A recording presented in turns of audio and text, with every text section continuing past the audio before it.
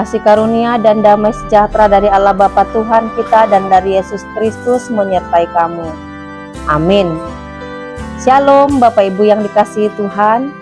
Firman Tuhan yang menjadi renungan bagi kita hari ini tertulis di dalam 1 Yohanes 4 ayat 10. Demikian dikatakan, inilah kasih itu, bukan kita yang telah mengasihi Allah, tetapi Allah yang telah mengasihi kita dan yang telah mengutus anaknya sebagai pendamaian bagi dosa-dosa kita.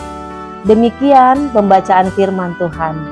Bapak Ibu yang dikasihi Tuhan Yesus Kristus, sebagai umat Kristen, penting bagi kita untuk hidup di dalam kasih.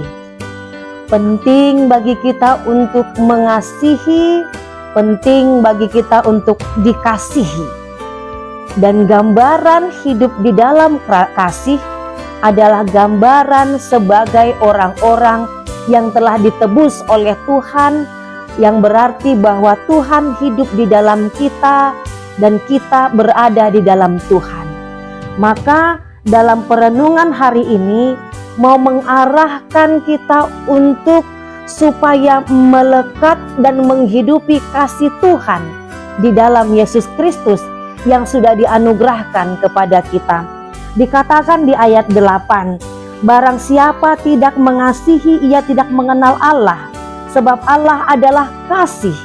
Berarti kalau kita hidup di dalam kebencian, hidup mendendam, yang suka melakukan hal-hal yang menyakiti hati sesama, bahkan menindas orang lain, berarti kita tidak hidup di dalam kasih.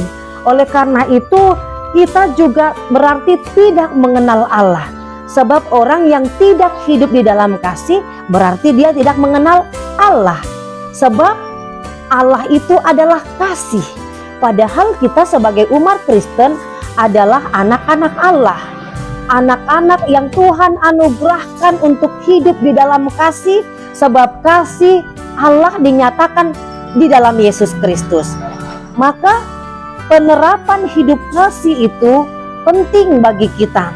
Sebagaimana Paulus juga ajarkan kepada umat yang ada di Korintus pada saat itu, di Korintus 13 ayat 4 mengatakan sampai dengan ayat 7 dikatakan, kasih itu sabar, kasih itu murah hati, ia tidak cemburu, ia tidak memegahkan diri dan tidak sombong, ia tidak melakukan yang tidak sopan dan tidak mencari keuntungan diri sendiri.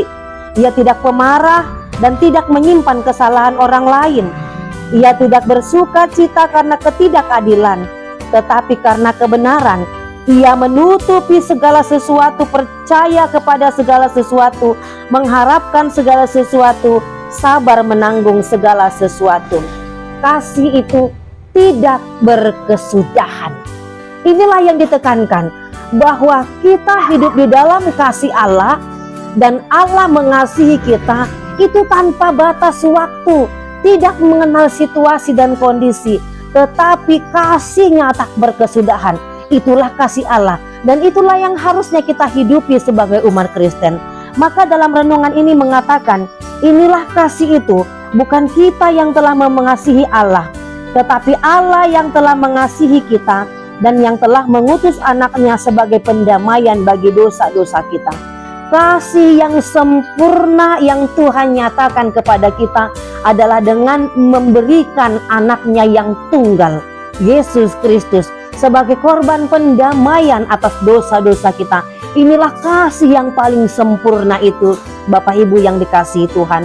Oleh karena itu, biarlah ketika Tuhan telah menganugerahkan kasih-Nya kepada kita, kita mau hidup di dalam kasih dengan mengasihi sesama dan mengasihi orang-orang sekalipun yang menyakiti kita. Biarlah kasih Tuhan senantiasa melingkupi kehidupan kita. Tuhan Yesus memberkati. Shalom.